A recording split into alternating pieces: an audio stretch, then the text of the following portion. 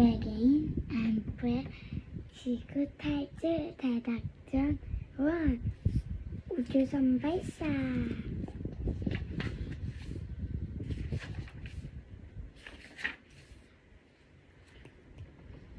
유성 침공. 뭔가를 하다가 갑자기 잠에 빠지는 병.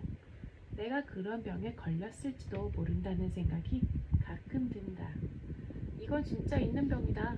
TV에서도 한번 봤다. 그 병을 앓는 사람이 감자 크림 스프를 먹다가 갑자기 철퍼덕하고 수프에 얼굴을 처박았다. 그 사람은 그대로 잠들어 버렸다. 나도 언젠가 맞춤법에 관해 골똘히 생각하다가 잠에 빠진 적이 있다.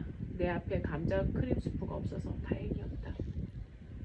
아무튼 책상에 얼굴을 파묻고 쿨쿨 자다가 깼을 때 문득 그런 생각이 스쳤다. 난 잠병에 걸리기 틀림없어. 새학년 들어서도 나는 과학 시간에 잠든 적이 있다. 첫 쪽지 시험을 앞두고 수업 중에 잠을 자다니 정말 어이없다. 하지만 과학 시간에 정전기 같은 주제가 나오면 졸음이 쏟아지는 걸 어쩌란 말인가. 나는 과학 시간이 싫다. 진짜 털큰만큼도 관심이 없다. 또 책상에서 잠이 들었나 보다. 엎드려 자던 책상이 흔들리는 바람에 잠에서 깨어났다. 너무 오래 잤나 보다. 목이 뻣뻣하고 팔도 저렸다. 입안이 텁텁한 게 마치 죽은 새 한 마리를 물고 있는 기분이었다. 집 안은 조용했다. 맞은편 동생 방에서도 아무런 인기척이 없는 걸 보니 아주 푹 잠들었나 보다. 부모님은 또 굿나잇 인사를 잊으신 것 같다. 두 분 다 요즘 정신이 없으시다. 연구 보조금을 받고 시작한 프로젝트의 마감 날짜가 다가오고 있기 때문이다. 나는 책상 전등을 끄며 중얼거렸다. 오늘 공부는 이걸로 충분해. 책상에서 일어나 비척비척 창가로 걸어갔다. 내 방은 2층이어서 뒷마당이 잘 보였다. 마당은 캄캄하고 조용했다. 나는 창문을 열고 심호흡을 하며 창 밖으로 머리를 쑥 내밀었다. 그 순간 머리에서 쿵 소리가 났다. 방충망이 닫혀있는 줄도 모르고 머리로 들이받은 것이다. 너무 세게 부딪혔는지 머리가 멍했다. 저 아래 어두컴컴한 뒷마당으로 방충망이 떨어지는 소리가 들렸다. 우당탕탕. 나도 하마터면 방충망과 같이 떨어질 뻔했다. 생각만 해도 아찔했다. 자칫하면 4학년 내내 온몸에 깁스를 하고 지낼 뻔했다. 방충망은 뒷마당 어딘가에 떨어진 것 같았지만 어두워 잘 보이지 않았다. 다행이었다. 방충망처럼 뒷마당에 처박히지 않고 멀쩡하게 창가에 서 있으니 얼마나 다행인가. 나는 올리비아의 방에 불이 켜져 있는지 보았다. 캄캄했다. 올리비아는 우리 집과 울타리를 사이에 둔 이웃이다. 올리비아의 가족과 굉장히 오랫동안 이웃으로 살고 있다. 올리비아의 집과 우리 집은 너무 가까워서 바람만 적당히 불어준다면 올리비아가 자기 방에서 마시멜로를 새총으로 쏴서 내 얼굴에 맞힐 수 있을 정도다. 침대로 가서 자야겠다는 생각에 창문을 막 닫으려는데 하늘에 유성이 떨어지는 게 보였다. 안 그래도 약간의 행운이 필요했는데 이렇게 찾아오더니 나는 재빨리 눈을 감고 소원을 빌었다. 즉각 3가지 소원이 튀어나왔다. 소원하던 야구팀에 들어가게 해주세요. 성적을 더 잘 받게 해주세요. 방과 후 나머지 공부는 절대 하지 않게 해주세요. 이런 기회는 최대한 활용해야 하는 법. 소원을 다 빌고 눈을 떴다. 그런데 유성은 아직도 떨어지고 있었다. 이상하다는 생각이 들었다. 보통 유성은 0.5초 정도만 보이고 사라진다. 그런데 이 유성은 이상했다. 왼쪽에서 오른쪽으로 밤하늘을 가로지르며 달을 향해 서서히 다가가고 있었다. 유성은 속도가 점점 느려지고 크기는 점점 더 커지는 것 같았다. 나는 유성을 놓치지 않고 더 자세히 보려고 창가에 바짝 붙어섰다. 유성은 더 천천히 떨어졌다. 그리고 크기는 점점 더 커졌다. 문득 올리비아의 속임수일지도 모른다는 생각이 스쳤다. 나는 올리비아의 방 창문을 흘낏 보았다. 올리비아의 집은 온통 캄캄하고 인기척이 전혀 없었다. 나는 다시 하늘을 쳐다보았다. 그런데 유성이 갑자기 방향을 바꾸더니 내 방 쪽으로 날아왔다. 유성은 주황과 노란빛이 나는 불꽃으로 길게 꼬리를 그리며 날아왔다. 이건 유성이 아니다. 그럼 뭐지? 불덩어리? 불덩어리가 가까이 다가올수록 끽끽하는 섬뜩한 금속음이 들렸다. 불덩어리는 우리 집을 향해 빠른 속도로 날아왔다. 정확히는 내 침실을 향해 오고 있었다. 나는 급히 창문을 닫으려 했지만 손을 채 뻗기도 전에 그 불덩어리는 순식간에 우리 집 뒷뜰까지 와버렸다. 불똥이 튀고 불꽃이 날았다. 씩씩대는 커다란 소리가 온 동네로 퍼져갔다. 그 불덩어리는 내 방 창문으로 돌진해왔다. 나는 급히 고개를 숙여 가까스로 피했다. 불덩어리는 지그재그로 꼬리를 그리며 날아들이더니 나를 지나 방 안쪽 벽에 쾅 하고 세차게 처박혔다. 씩씩거리던 소리 대신 빠드득 빠드득 소리가 나더니 이내 조용해졌다. 삐빅삐빅 하는 소리만 들려왔다. 내 방은 연기로 가득 찼다. 침대 옆 전등은 넘어져 바닥에 뒹굴었다. 벽에는 커다랗게 탄 자국이 생겼고 농구공 크기로 움푹 패였다. 그때 반짝반짝하는 축구공 모양의 금속 물체가 날아오르더니 침대 위에 앉았다. 양옆으로 작은 날개가 비죽 나왔고 양쪽에 있는 자그마한 구멍에서 뜨거운 증기가 뿜어져 나왔다. 불안한 느낌을 주는 소리가 거기서 나왔다. 거르렁 거르렁 거르렁 거르렁. 나는 눈을 크게 뜨고 그 물건을 노려보았다. 그 물건은 금방이라도 폭발할 것 같았다. 난 옴짝달싹도 할 수 없었다.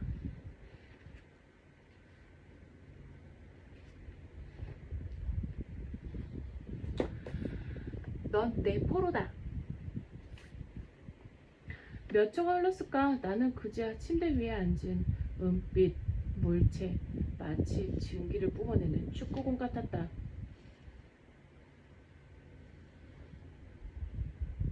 근데 그 물체가 터지지 않을 거라는 생각이 들었다. 저게 뭐지? 위성? 비행기 파편? 국제우주정거장에서 떨어져 나온 조각? 나는 부모님이든 동생이든 우리 집 개든 고양이든 누구든 부르려고 침실 밖으로 뛰쳐나가려다가 멈칫했다. 내가 나간 동안 저게 사라지면 어떡하지? 나는 뒤돌아서서 방문을 닫았다. 그런 다음 그 물건을 좀 더 가까이 보기 위해 침대 위로 기어 올라갔다. 빛이 나는 축구공이 눈에 들어왔다. 마치 살아있는 생명체 같았다. 손을 뻗어 만질 수도 있었지만 그런 위험은 무릅쓰고 싶지 않았다. 뜨거울 것 같았다. 그 물체는 여전히 이상한 소리를 냈다. 그때 딸깍하는 소리가 나더니 아주 조그만 문이 휙 열렸다. 작은 접이식 계단이 천천히 내려왔다. 계단마다 조명이 띠처럼 둘러져 있어 마치 어두운 영화관 계단에 켜진 불빛 같았다. 열린 문으로 내 주먹만한 크기의 파란색 물체가 걸어 나왔다. 그것은 밖으로 나와 계단 위에 버티고 섰다. 자기 주먹에 대고 기침을 하고 다른 한 손으로는 연기를 흩으려는 듯 이리저리 휙휙 저었다. 나는 웃어야 할지 비명을 질러야 할지 흥분되었지만 무섭기도 해서 꼼짝할 수 없었다. 숨도 쉬어지지 않았다. 얼마나 시간이 지났을까? 잠시 후 정신을 차리고 나서야 나는 숨을 몰아쉬며 기침을 했다. 그 파란 물체가 날 지켜보고 있었다. 작은 녀석은 몸을 웅크리더니 허리에 찬 벨트에서 조그만 리모컨 같은 것을 빼들었다. 움직이지 마라, 지구사람. 그 목소리는 끼익거리는 높은 음조에 새된 목소리였다. 녀석은 리모컨을 내게 겨누었다. 나는 앰프다. 엘드 헬성에서 온 정찰대원이다. 우주 행성법에 따라 너는 지금 나의 포로가 되었다. 녀석은 한껏 거칠고 위험한 목소리로 말했지만 나는 피식 웃고 말았다. 그냥 웃겼다. 녀석은 카리스마 있게 경고하고 싶었겠지만 내게는 그저 화가 머리끝까지 난 다람쥐 같아 보였다. 나의 반응이 마음에 안 들었는지 녀석은 리모컨을 내 코에 겨누고 발사했다. 코끝이 쏘인 것 같았다. 전기에 감전됐듯 따끔했다. 붉게 했지만 그리 아프지는 않았다. 녀석은 당황한 듯 보였다. 으르렁거리며 정전이 총을 흘끗 보고는 다시 내게 겨누고 쏘았다. 아프잖아. 나는 손가락 2개로 그의 총을 옆으로 밀어치웠다. 이럴 리가. 녀석은 끼익거리는 그 웃음 목소리로 말했다. 넌 왜 이렇게 큰가? 나도 몰라. 나는 따끔거리는 코를 문지르며 말했다. 넌 왜 이렇게 작은 거니? 내 질문이 녀석을 더욱 당황하게 만든 것 같았다. 녀석은 머리에 쓴 헬멧을 벗더니 내게 집어던졌다. 헬멧은 날아와 내 가슴이 부딪힌 후 카펫에 소리 없이 떨어졌다. 달걀 반쪽보다 더 작은 헬멧이었다. 나는 녀석의 손을 보았다. 엄지손가락과 손가락 2개가 더 있었다. 손가락은 통통하고 뭉툭했다. 난 녀석을 잡아 들어 올렸다. 녀석은 놀랐는지 발로 차고 팔을 내저으며 맹렬히 저항했다. 녀석의 몸은 부드러웠고 따뜻했다. 마치 햄스터 면도시켜 파란 색깔로 칠한 것 같았다. 넌 뭐니? 어디서 왔어, 꼬마야? 나는 꼬마가 아니다. 지구 출신도 아니다. 녀석은 우스꽝스러운 새대 목소리로 덧붙였다. 나는 아주 위험한 행성인이다. 녀석은 내가 미처 방어할 틈도 없이 내 손가락을 깨물었다. 아야! 나는 황급히 손을 털어 녀석을 침대에 떨어뜨렸다. 녀석은 통통 튀어 달아났다. 도망가면 안 돼! 나는 몸을 날려 녀석을 덮쳤다. 하지만 녀석은 이미 침대 반대편으로 뛰어내렸다. 이대로 도망가게 할 수는 없어. 나는 녀석을 잡기 위해 급히 침대로 돌아갔다. 녀석은 재빨리 의자에 기어오르더니 책상 위로 튀어 올라갔다. 열린 창문으로 도망가려는 것이다. 난 젖먹던 힘을 다해 몸을 날렸다. 하지만 녀석은 나보다 더 빨랐다. 창문 틀 위로 올라선 다음 녀석은 밖으로 훌쩍 뛰어내렸다. 그러고는 저 아래 어둠 속으로 사라져버렸다.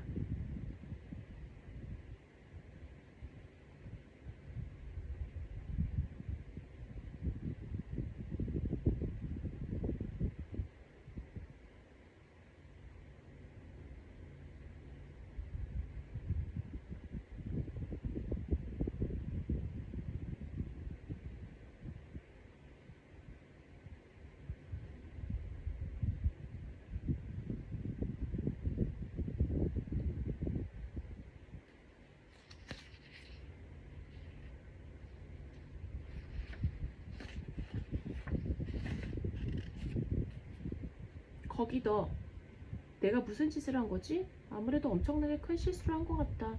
나는 창문 아래 어두운 뒷뜰을 내려다보며 그 작은 방문객의 움직임을 찾아보려 했었다. 그 녀석의 이름이라도 외쳐 부르고 싶었다. 하지만 뭐라고 했는지 기억조차 나지 않았다. 나는 창가에서 간절한 마음으로 나지막하게 녀석을 불러보았다. 저기, 내 말 들리니? 트램프? 아니, 트램프였나? 램프? 크램프? 대체 너 이름이 뭐였지? 아무 대답도 없었다. 당황스러웠다. 그 녀석을 영영 놓칠지도 모른다는 생각에 불안해졌다. 난 다시 소리질러 불렀다. 너 파란 꼬마 어디로 간 거니? 내 방에 들어온 외계인을 탈출하도록 내버려 두다니. 모든 지구인들이 나를 땅속에 파묻어 버리고 싶을 거다. 심지어 그 외계인이 사는 행성 이름조차 기억하지 못하다니. 퍽이라 했던가 뭐기라 했던가 주의를 기울여 들었어야 했는데 왜 집중하지 않은 거지? 나는 뒷마당으로 내려가서 그 녀석을 찾아보기로 했다. 문 앞으로 가서 심호흡을 한 다음 천천히 그리고 조용히 문을 열었다. 가족을 깨우고 싶진 않았다. 조심조심 문을 열고 빠져다가 어둠컴컴한 복도로 발을 내디뎠다. 동생이 갖고 놀다 버려둔 로봇이 문 앞에 있을 줄은 꿈에도 몰랐다. 로봇은 내 발에 차여 뒤집어 놓은 거북이처럼 카페 뒤에 나동그라졌다. 그 순간 로봇의 모터가 작동하면서 발에 달린 바퀴가 미친 듯이 돌아갔다. 로봇이 버둥거렸다. 로봇 머리에 붙은 헤드라이트가 같이 돌며 복도 여기저기를 마구 비추었다. 난 너무 놀라서 얼어붙어 버렸다. 그런데 놀랍게도 아무도 깨지 않았다. 난 로봇을 집어들어 모터를 껐다. 그리고 헤드라이트로 계단을 비추며 아래층으로 살금살금 내려갔다. 뒷문으로 나가려고 부모님의 서재 쪽을 힐끗 보았다. 서재에는 아직도 불이 켜져 있었다. 부모님이 나를 보지 않았기를 바라며 조심조심 걸었다. 그러나 내 무릎이 현관 입구에 놓인 탁자와 부딪혔고 탁자 위에 놓아둔 열쇠와 동전 그릇이 와르르 넘어졌다. 좀도둑은 내 적성이 아닌 것 같았다. 로봇에서 나오던 불빛은 꺼져버렸다. 나는 현관문으로 나와 조용히 문을 닫았다. 그리고 쪽문을 지나 뒷뜰을 향해 전속으로 달렸다. 깜깜한 곳에서 다른 박질하는 것이 얼마나 위험한지 깜빡 잊고 있었다. 나는 뒷뜰에 있는 바베큐 통에 걸려 넘어지면서 대형 양파 자루처럼 땅바닥에 철푸덕 널브러졌다. 우주선 몸체처럼 생긴 바베큐 통이 쓰러지면서 타다 남은 숯덩이와 젤을 내 얼굴과 몸에 끼얹었다. 그리고 대굴대굴 굴러가 마당에 세워둔 새 물통을 들이받았다. 뒷뜰에 날아드는 새들을 위해 마련해둔 새 물통은 평소에도 흔들흔들 위태로워 보였다. 온갖 새들이 마시던 더러운 물이 가득 담긴 그 물통은 잠시 중심을 잃고 기우뚱거리더니 이내 쿵 하고 넘어졌다. 쓰러지면서 그 충격으로 새 물통은 반으로 갈라졌다. 1초 후 새 깃털이 둥둥 뜬 얼음같이 차가운 물이 파도처럼 밀려와 나를 덮쳤다. 물은 숯 찌꺼기와 재와 섞여 질척거리고 끈적끈적했다. 난 누운 채 그 더러운 물을 다 뒤집어 씌웠다. 나는 몸을 일으키려고 애썼지만 쉽지 않았다. 어찌어찌 겨우 일어났지만 스케이트를 처음 타는 사람처럼 다시 미끄러졌다. 길게 슬라이딩을 한 후 난 뒤뜰 테라스에 고꾸라졌다. 나의 불운의 비참함까지 더하려는 듯 올리비아의 침실에 불이 번쩍 들어왔다. 나는 화가 나서 혼잣말로 으르렁거렸다. 지금 나랑 다 장난하자는 거야? 올리비아 방의 커튼이 열렸다. 나는 부랴부랴 계집 뒤로 몸을 숨겼다. 고맙게도 우리 집 개 스모키는 오늘 차고에서 자고 있었다. 꽤나 시끄럽게 짖는 녀석인데 이 상황을 들키지 않아 천만다행이었다. 지금 올리비아에게 왜 내가 재로 범벅이 된 더러운 물을 뒤집어 쓰고 온 동네 사람들을 절반을 깨울 정도 시끄럽게 군지 설명할 시간이 없었다. 축구공인지 당나귀인지 이름이 뭔지 모르겠지만 일단 그 꼬마가 사라지기 전에 빨리 찾아야 했다. 귓속까지 날아든 재와 숯가루를 털어내는데 무슨 소리가 들렸다. 잠깐 나 숨을 멈췄다. 가만히 서서 그 소리를 다시 들으려고 귀를 쫑긋했다. 한껏 귀 기울이며 소리를 찾고 있는데 올리비아 침실의 창문이 열렸다. 잭, 너니? 나는 모르는 척 대답하지 않았다. 올리비아에게 대꾸하는 것보다 더 중요한 일이 있었다. 나는 아까 들었던 작은 소리가 어디서 나는지 알아내려고 바퀴를 손으로 잡아 모았다. 도와줘! 소리가 들렸다. 처음엔 내가 잘못 들었나 의심했다. 소리톤이 너무 높아서였다. 그런데 또 소리가 들렸다. 도와줘! 나는 무릎으로 엉금엉금 기어 개집 뒤로 갔다. 거기서 우리 집 뚱보 고양이 진키와 딱 마주쳤다. 진키는 그 파란 꼬마를 개집 벽에 붙여놓고 발로 지그시 누르고 있었다. 진키는 지금 파란 생쥐와 놀고 있다고 생각할 것이다. 가서 진짜 생쥐를 찾아, 미스터 진키. 난 고양이를 옆으로 밀어 파란 녀석에게서 떼어냈다. 그런 다음 파란 녀석을 집어 손 위에 올렸다. 고양이가 이렇게 한 건 내가 사과할게. 나는 나지막한 목소리로 사과하며 물었다. 그런데 괜찮아? 녀석은 내 손 안에서 끼익거리는 특이한 목소리로 되물었다. 저게 무엇인가? 고양이야. 고양이는 동물이야. 사람들이 고양이를 기르는 것은 고양이를 갖고 싶어서지. 왜냐면 사실 나는 고양이를 좋아하지 않아. 사람들이 왜 고양이를 기르는지 잘 모르겠어. 파란 녀석은 나를 지그시 바라보며 말했다. 좋다. 그럼 이 일은 깨끗이 잊어주마. 나는 조금 안심이 되었다. 어쨌든 녀석은 지금 내 손 안에 있고 고양이 때문에 도망갈 수도 없다. 나와 함께 가는 것이 더 안전하다는 것을 녀석도 잘 알 것이다. 나는 뒤꿈치를 들고 사금사금 뒷문으로 갔다. 신고 있던 양말이 물에 젖어 질척였다. 올리비아가 열린 창문으로 내다보며 소리 질렀다. 너 거기 있는 거 다 알아. 올리비아가 있는 것을 잠시 까먹고 있었다. 올리비아는 끈질기게 계속 나를 불러댔다. 너 지금 뭐 하는 거야, 잭? 몇 잭? 지금 올리비아에게 뭐라도 대답하는 게 잘하는 일이다.